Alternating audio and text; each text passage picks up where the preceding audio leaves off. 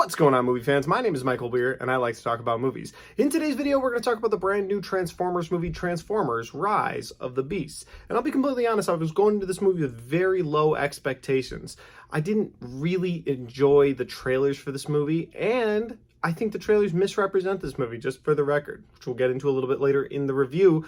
In fact, I think the name misrepresents this movie, called Rise of the Beasts. It's not really about that, but I went in with very low expectations, and I went for two reasons. First of all, I'm trying to grow my channel here on YouTube, so I'm trying to review as much as I can this year. I hope you guys are appreciating all of the content. If you are, if you could hit that like button, I would appreciate it.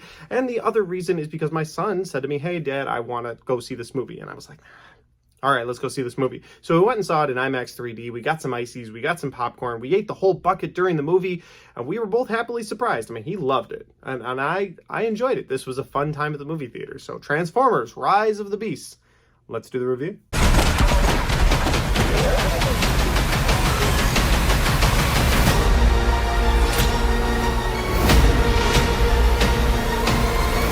So guys, Transformers: Rise of the Beast is directed by Stephen Caple Jr., and when I read that name, I was like, what else has he done? Turns out he directed Creed 2, which I absolutely loved, so it's nice to see him still making movies that I enjoy. But getting into Transformers, this is a movie that's set in the 90s, and that's something we're going to get to in a little bit for my likes, because I enjoyed the soundtrack for this movie. But it's set in the 90s, and you have Optimus Prime on Earth after the events of Bumblebee. So this is a sequel to Bumblebee without calling it a sequel to Bumblebee. It's also not Bumblebee's movie, so I also understand why they didn't call this Bumblebee 2, because then you'd be like, why is Bumblebee in this movie so little? It's supposed to be his sequel. So it's a sequel of like a brand new trilogy that they're working on. Or I don't know if it's a trilogy, because it's something they did at the end, we'll get to. But yeah, there's a sequel to something that they're doing, and so it's like a disconnected from the Michael Bay universe. They all look different. They look like they did in the Bumblebee movie. So if you've seen the Bumblebee movie, you kind of know. You're like, oh, the Autobots looked a little different back then. And that's fine, because technically they're just taking pictures of things, changing with the times.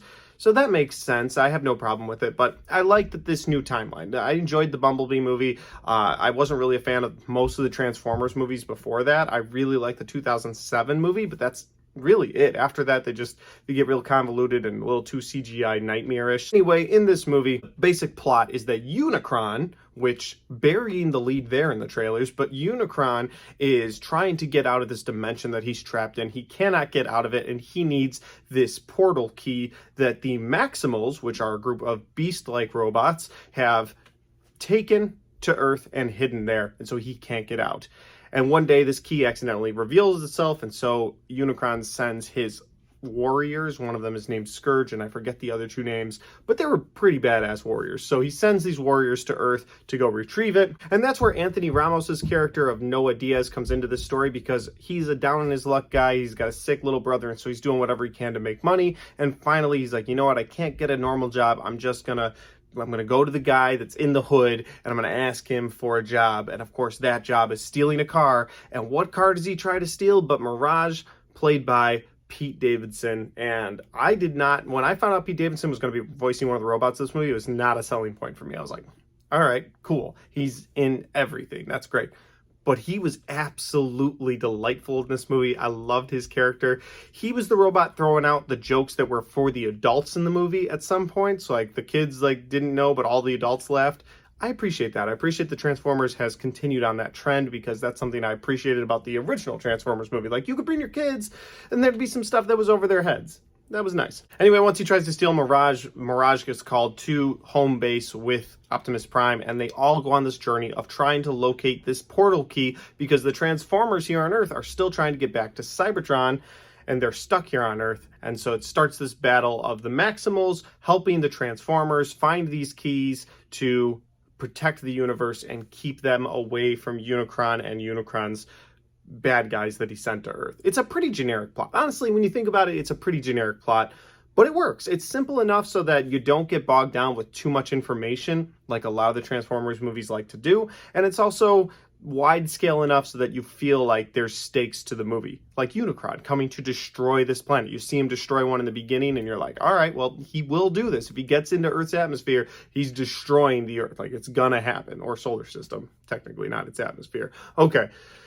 Let's get into my likes and my dislikes. Gonna start off with the dislikes for this movie because there's some likes I want to get to and then a spoiler that is also my biggest like for this movie that I'll talk about at the end, so that's why I'm switching it up here. So for my dislikes, the first thing I dislike, and this is something they've done in the last couple Transformers movies that just irritate me at this point, and that's fake robot deaths. So there's robots that we absolutely love that we know aren't going anywhere, and they'll kill them, and we're just like, yeah, okay, until you revive them, and they do. I know it's a little bit of a spoiler, but it's an irritation to me because it's something they've done in a lot of the Transformers movie. They did it in Revenge of the Fallen. They killed Optimus, and then they bring him back to life at the end of the movie. It's just this trope that the Transformers movies have done ever since then. They find a way to make it feel like, oh no, you just killed this Transformer, what are we gonna do? And then somehow magically he's brought back toward the end of the movie, and it's annoying at this point. It's something I wish they said stop. It's like a Fast and Furious death at this point. Stop with the fake out deaths of robots.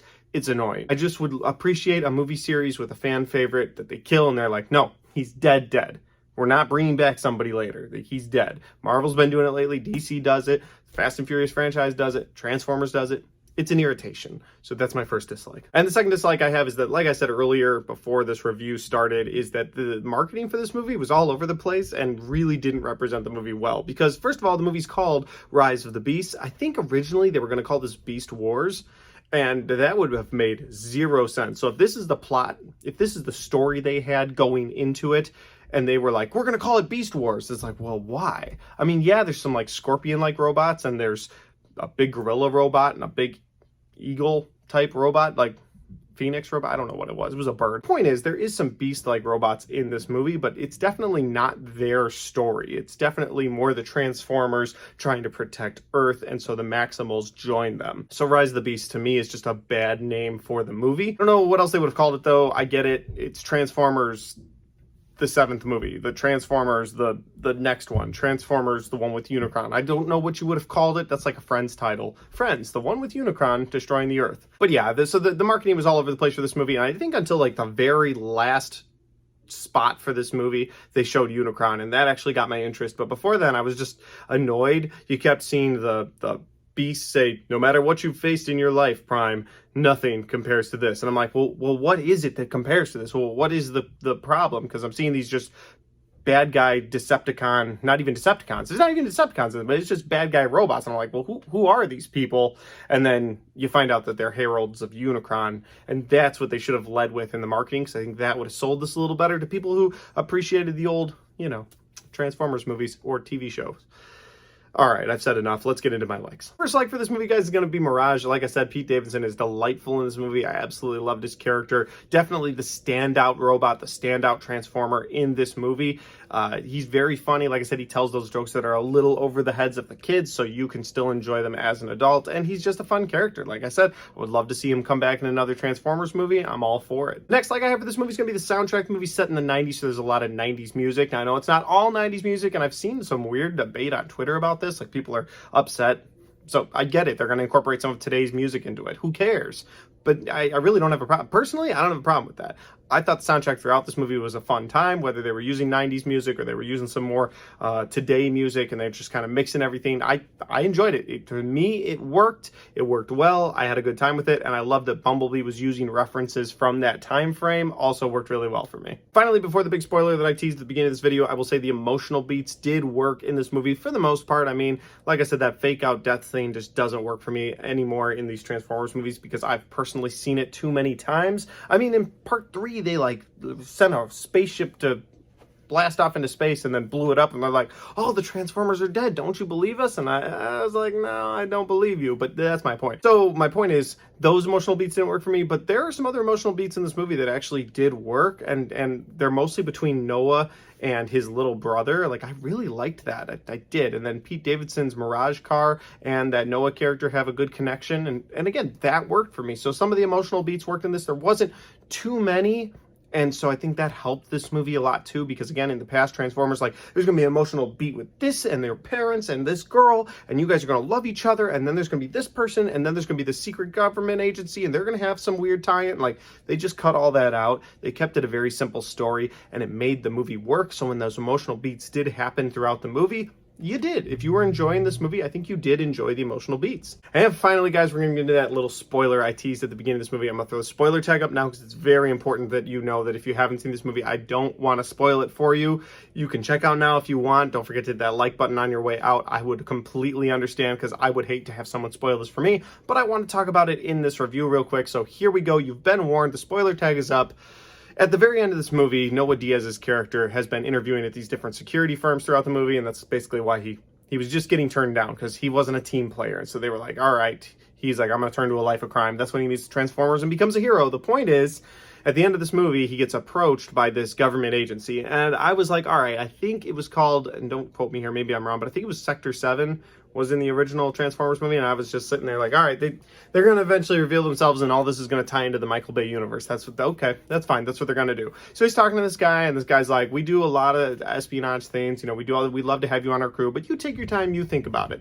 And then he opens these big doors, and these big doors open, and you see like all this artillery and these futuristic machines in there, and I'm like, okay, again, it's the government looking into the Transformers. That's fine. And he hands the guy his card, and he's like, call us if you're interested. And he flips it over, and it says G.I. Joe. And my mind was blown. In that moment, my mind was blown. And I shouldn't have done it, but I said, wow, in the theater, like out loud. And I'm sorry. I hate the people that talk in theaters, and I apologize. Although there were like 5 people in my showing, and they were all pretty excited too. But it blew my mind in that moment. I couldn't believe that they are merging the G.I. Joes with the Transformers. Listen, if you ever played with Transformers and G.I. Joes and you merged them while you were playing with them, you would never in a million years think we were getting a live action G.I. Joe and Transformers movie. And that's what it looks like we're getting. And if they pull it off, it might be my most anticipated movie of whatever that year it comes out, because that's incredible. So that's my spoiler for the movie. That made me really just over the top for this movie. Even talking about it now, I want to go back and rewatch the movie just so I could sit and enjoy that scene. Although I did enjoy the rest of the movie, that scene at the end is just mind-blowing. And I'd like to see it with another crowd, maybe even a bigger crowd, and know what's coming. So yeah, maybe I'll find time this weekend to go do that. With all that said, guys, that's my review for Transformers Rise of the Beast. If you enjoyed this review, again, don't forget to hit that like button, and don't forget to hit that subscribe button if you want to see more of my content. I really appreciate you guys taking time to watch this. I'll see y'all next time.